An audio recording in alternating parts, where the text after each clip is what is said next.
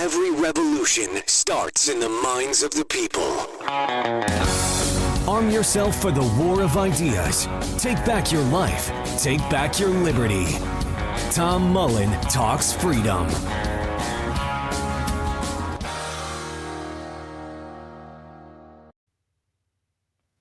Hello, everyone, and welcome back to Tom Mullen Talks Freedom.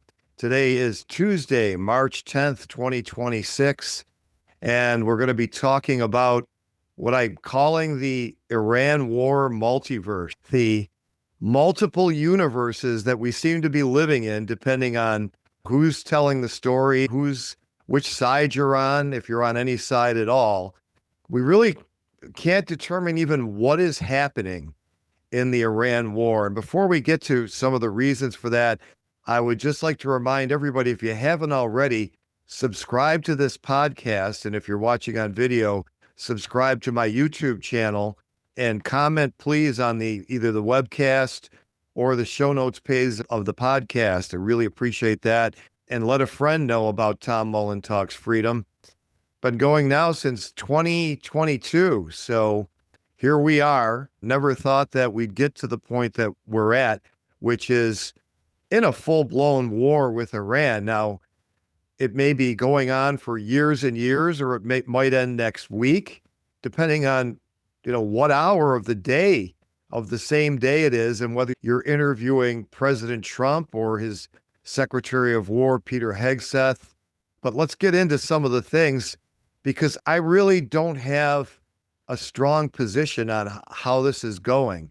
Recently had Colonel Douglas Macgregor on, who has a very negative assessment of where the war is and what has happened. And he's not alone. There's plenty of experts with his credentials and gravitas. The great John Mearsheimer, I heard the other day, talking about the war in similar terms, although not quite as definite. He certainly shares my inability to really make anything out of the data, basically. Again, if you listen to the administration, it's going great, of course. Every administration during a war is going to tell you that. And of course, we know that might not be true. We have experience with being lied to by a presidential administration about the course of a war, namely Vietnam, to some extent Iraq for some time. Certainly Afghanistan, where every week we were going to turn over the government and defense of the country against the Taliban to the army that we trained, the great Afghan army that folded in about a week after the United States left. So we've got plenty of precedent for administrations telling us the war is going great when it wasn't. On the other hand, that doesn't mean that the Iranians or any of their advocates are telling the truth. As much better men than me have said before, the first casualty of war is always the truth. But there are some data points we can kind of lock onto, and I think we're at a very pivotal point here. We're at an interesting point in this war, because, again, I had Colonel Douglas Macgregor last week basically saying that a large portion of the U.S. bases have been destroyed or rendered inoperable, and that there are soldiers sheltering there that are going to be in great danger when the U.S. runs out of defensive missiles to shoot down Iran's missiles. And that sentiment was somewhat echoed on Monday by, again, John Mearsheimer was being interviewed by a colonel, and I don't remember his name, who has a podcast, a retired Army colonel. And the subject was brought up of the United States running out of missiles, interceptor missiles, and I don't know if there are other ones that are used to basically shoot down the incoming offensive missiles of the Iranians. But that was floated on Monday, which would have been the 8th. And the very next day, with oil prices north of $110, I can't remember where it peaked, maybe as high as 124, President Trump comes out and says the war will end soon. And a reporter tried to pin him down on this. Well, what does soon mean? A week? He said, no, not a week, but very soon. And of course, the bottom dropped out of oil. Now, of course, it's still in the 80s as I record this, which is a Tuesday evening. So the equities markets have closed, and of course, the commodities markets trade into the evening. So here's a data point. Has the U.S. would the U.S. have run out of missiles by next week or sometime soon, and be in a very vulnerable position? Or is it true what the administration says, that 80 to 90% of Iran's missile capability has been destroyed, meaning that it's not going to run out of missiles? Now, it's very interesting because, to the allegation, and I don't think any of the mainstream reporters that are allowed in the White House have actually put this question to the president or the Secretary of War or any of the other officials. But I'm sure they're aware of the chatter out there that because the U.S. has given so many missiles and so much other munitions to Ukraine, and because the United States is not capable of manufacturing interceptor missiles and other defensive anti-missile missiles, if you will, fast enough to keep up with the Iranian stockpile, that they would run out. They would not be able to sustain this war, and that Iran would be able to sustain this war, putting all of those U.S. bases and the personnel and equipment there in grave jeopardy, because now they're subject to these missile attacks without any defense. So I don't know if that's true. I don't know. Kind of tend to think that is overly pessimistic, if pessimistic means that the U.S., on the U.S. side. At the same time, I can't deny the fact that, people who are in the know, are saying these things. And it's interesting that to that, though, what the point I was going to make is that the U.S. didn't say, no, we got plenty of missiles and, we can shoot them off forever. They said that because they've destroyed so much of Iran's missile capability, that they won't need the missiles that they would otherwise run out of. So what is the truth there? I guess a week or two will tell.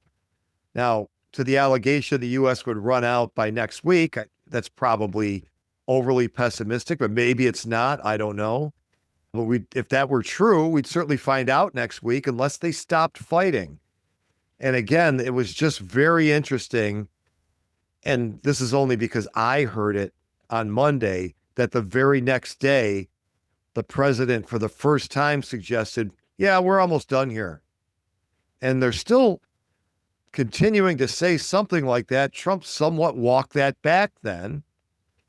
And I believe it was after that statement by Trump that Hegseth gave a press conference where he said, no, the U.S. could continue this war forever. He didn't say the word forever, but he said that the United States could outlast Iran.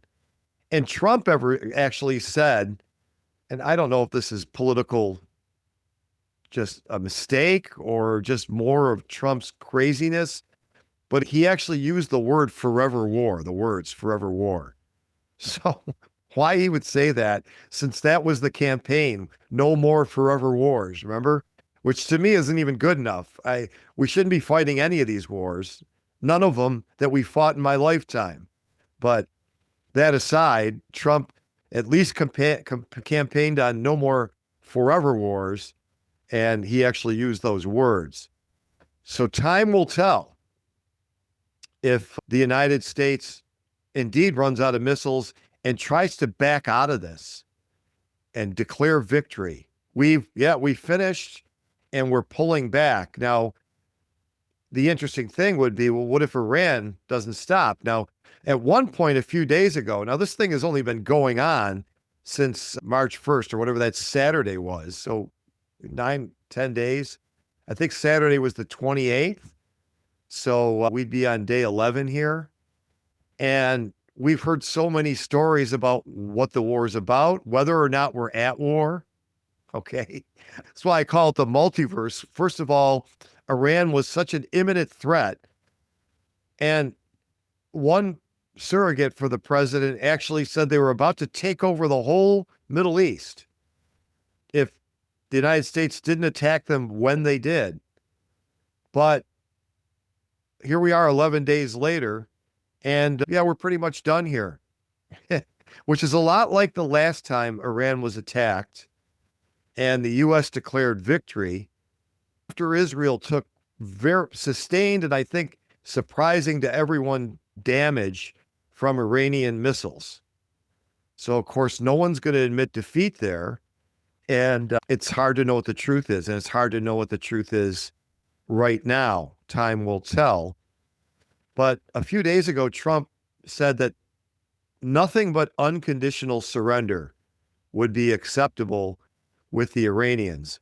Now, at the same time, not his, but the Speaker of the House, Mike Johnson, is saying we're not really even at war with Iran, trying to justify why we're doing all this without, of course, any permission from Congress, which is what's required. Well, we're not really at war. They're at war with us. And the justification of that is the litany that I talked about in the last episode of supposed acts of war by Iran over the past 47 years. And I think I went all through the fact that even after acts of war like Pearl Harbor, presidents used to think it was necessary to get Congress to declare war before they took any offensive action. So really, that argument doesn't even make any sense. Trump still wants unconditional surrender, which I don't know what exactly that is. He's demanded the Iranians promise not to build nuclear weapons. So they've been promising that for most of this century. And our CIA says they're not doing it. So I don't know what else they could do. And if you say, well, they're not being honest, okay, well, then why bother to get them to say it again? So that doesn't make much sense. But really what I think unconditional surrender looks like is them agreeing to give up all of their missiles, to hand over all of their enriched uranium, even legally enriched for energy and medical purposes, and not saying they haven't gone beyond that. I'm not, again, I can only look at the U.S. side because that's most of what I hear. So none of this should be taken to imply that the Iranian government are the good guys here. Okay. There doesn't have to be good guys in a war. In most cases, there are none. Even the sacred wars of the 20th century, in most cases, no good guys. But there were some worse guys for sure. But okay, so what's the Iranian missile capacity? Well, their answer to unconditional surrender and their answer to Trump's statement that the war is going to end soon is we're not ending the war and we're no longer interested in negotiation. Now, we've seen Middle East leaders make statements like this before. Saddam Hussein saying it would be the mother of all wars. Remember that? Well, I remember that. A lot of people don't remember the Iraq War, which is why they're mindlessly repeating the same propaganda for this war. But I remember it very well. And I also remember that after it started, the reasons that we were in it started changing almost day by day. George W. Bush said they have weapons of mass destruction. And then all of a sudden it was because Saddam Hussein was a terrible tyrant who used chemical weapons on his own people.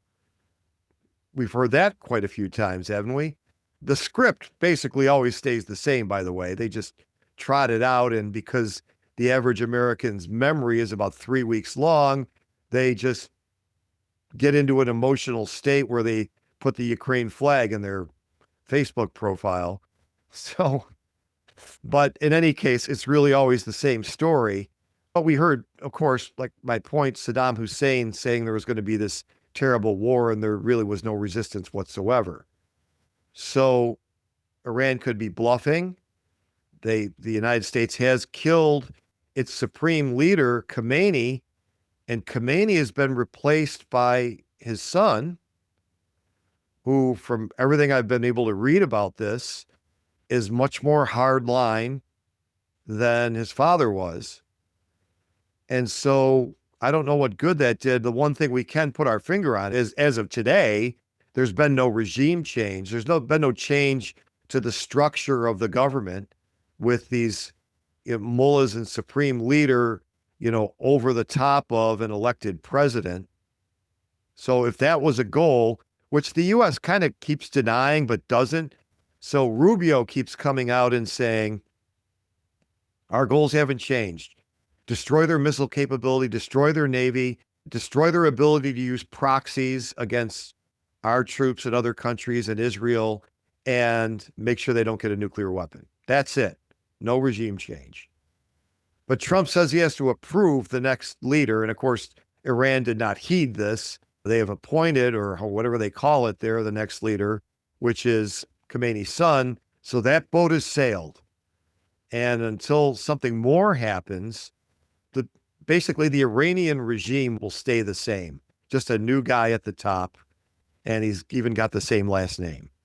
So the whole missile question, who is, does Iran have, many more missiles, and the ability to fight a war with those missiles for an indefinite amount of time? Because, as Colonel McGregor said, they've been stockpiling them for so many decades. Or the other data point is the fact that Iran pledged not to attack any of the neighboring countries anymore. Just to clarify, they weren't attacking downtown Riyadh or anything. They were attacking U.S. military bases in those countries. But of course, every war has collateral damage.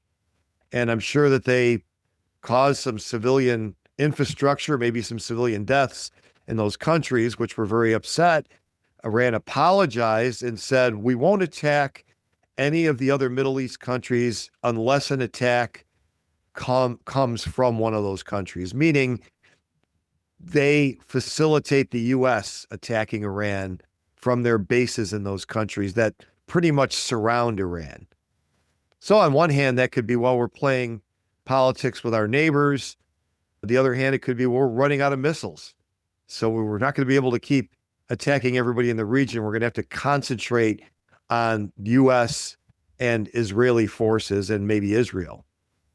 So again, who's telling the truth? Is anybody or nobody telling the truth? Is neither side telling the truth? Hard to say, but time will tell. And that brings us to another question, which is the U.S. bases. So Colonel McGregor and others have said that Iran has done a lot more damage to those bases in the countries surrounding Iran than the U.S. government is admitting to. But I don't know. I mean, the casualties that they've admitted to sound like about 7 or 8 dead U.S. soldiers. And I've confronted Colonel McGregor with this. I don't think he's being dishonest in any way, but it doesn't add up to me. If you've been fighting this hot war, even for 7 or 8 days, and done all this damage, now it is mostly a war from the air, but if you have all these soldiers stationed in the region on these bases, and Iran has truly done significant damage to make those bases inoperable, and I think Colonel McGregor said that the U.S. is having to use India as a refueling or rearming station instead of their bases, because their bases don't work anymore. If that's true, I would expect more American dead than 6. I think at the time it was 6, and it might be 8 now. People, in wars, the United States lost tens of thousands in Vietnam. Of course, much lower casualties in the wars of this century, still thousands. And you would think if enough bombs made it through missile defense to put U.S. bases out of commission, more than 6 people would have died. Okay, so I'm almost leaning to that can't be true. But today, all of a sudden we hear the U.S. government is acknowledging 400 U.S. military personnel in the region injured. Well, that sounds like a much more realistic number for casualties. So are they hiding deaths? It's hard for me to believe that they would be hiding deaths because I think the parents of the dead soldiers might be making some noise about that if it weren't true. But I mean, we are truly beyond the looking glass here. The legacy media they've never been reliable, and they've gotten less reliable over the course of this century. And now, I mean, as a side note off the subject, the Buffalo Sabres are in first place right now. And I haven't seen a Buffalo Sabres game since June of 2020 because I canceled cable on principle and refuse to do anything that would allow a single dollar of my money to flow to cable news.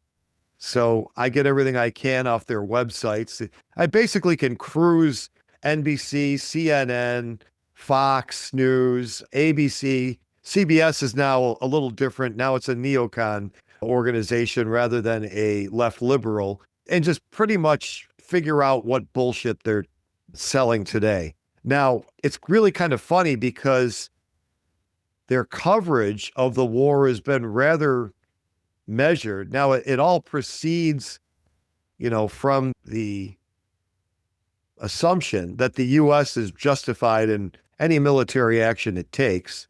There's never any question of that. But because most of these news organizations hate Trump, they don't want to just go full on war propaganda because that means Trump's doing a good job. So to some extent, within a narrow framework, within their Overton window, where the U.S. empire is a force for good in the world, they're kind of reporting rather objectively, which is, it's bizarre. The world gets more bizarre every day. So we don't know if those bases are truly destroyed, crippled, just somewhat damaged, but still fully operational. I think that's the administration's story. So again, it's time will tell. I haven't been able to find, you can't even really trust video because there's AI video out there, which is complete fabrication. And then, of course, you'll always see people sharing video and even sometimes members of the administration sharing pictures or video from some war decades ago and claiming it's evidence of something they're pitching for the present war. And especially surrogates will do things like that rather than the administration itself. But the Trump administration will share anything, so who knows? So I think we're at a very interesting point. And the fact that Trump's making noises that this is going to be over soon at a time when Iran is saying, we're not ending the war. It's not going to be over soon. Now, I want to think that from Iran's perspective, what is their possible goals in all of this? Now, first of all, obviously it's to survive. And for the Iran government, it's to survive under the governmental structure that they have now. And so far they've done it. It's only been 11 days. And I think secondarily, they need to do something so that this is not an every 6-month kind of thing. We're just going to come in and cause massive damage to their infrastructure. So you got to think that what they want to do is survive, and they want to this time exact a great cost for what the U.S. and Israel have done so that they won't be so quick to do it again. And of course, they've shut down the Strait of Hormuz, and Trump is responding by saying he wants to ensure any shipping that goes through there. Now, of course, that just makes us taxpayers pay for those costs too. All right. If a ship sails through there and gets sunk by Iran, then, Trump's not paying the cost. U.S. taxpayers are. So there's another cost that's being imposed on us. And, we don't know if that would be successful, and we don't know if there'd be any takers. We don't care if you insure our ship. We're not sending one of our very expensive ships through there to get blown up with its cargo. You give us the money back. We still lost our crew and we still have to rebuild the ship, even if it's with your money. So I don't know. We'll see how that goes. It might just be more noise from the administration. So let's hope that, Trump's word is good on this, that the war will be over soon. And if Trump decides to declare victory, even though there has been none, even though the Iranian regime is still in place, even though they still have missile capability, I don't know if they never had much of a navy, but even if their navy is still functional or they rebuild it, if he declares victory and it's bullshit, that's fine with me. Just stop the war. Just stop wasting billions and billions of our dollars on this ridiculous Don Quixote adventure and try in the waning months of your majorities in Congress to do something positive. Now, I never had much hope for that either. So, just doing nothing is fine with me from here on out. But, if Trump decides to declare victory, and even though nobody believes it and just leaves, that'd be a great thing for everybody. As long as, DC walks away learning from the experience. And the only problem is we have no evidence it's going to do that. I mean, 20 years replacing the Taliban with the Taliban obviously did not teach them any lessons. The Iraq war ending up with Shiites friendly to Iran in control of the Iraqi government has not taught them anything. Okay. They seem to be happy right now with the former head of Al-Qaeda in Syria or Iraq in charge of Syria. So, again, sometimes what they say the war is about, like fighting Al-Qaeda, is more just about imperial designs and who's convenient for the empire. The empire that we don't benefit from having at all. In fact, we would benefit greatly from breaking it up, bringing all our troops home, and cutting taxes significantly when we don't spend $1 trillion today. And if Trump gets his way, $1.5 trillion a year on a bloated, mostly wasteful, rip-off military. That would be a great thing. If we had a military twice as big as China's, it would be a great thing. You know why? Because it would be half the size of the military we have today. So there's nothing but good, no matter how he gets out of it, that Trump stops the war, if indeed he does.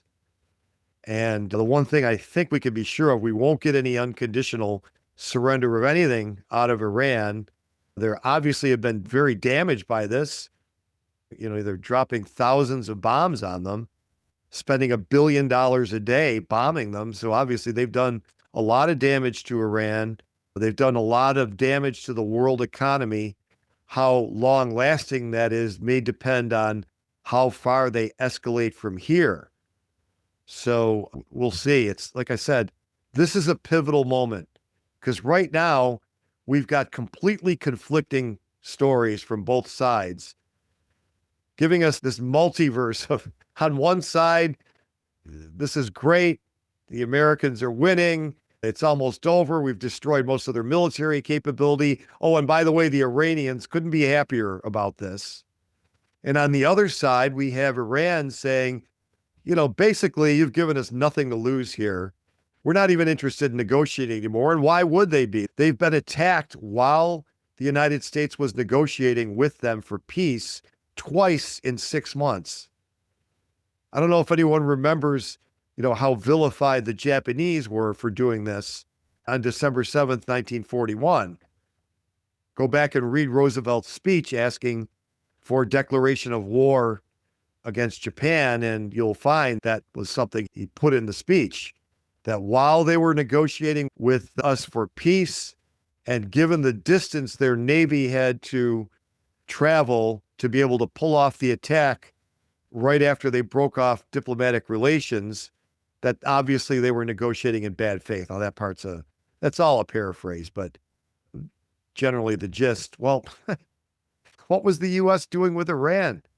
Same exact thing.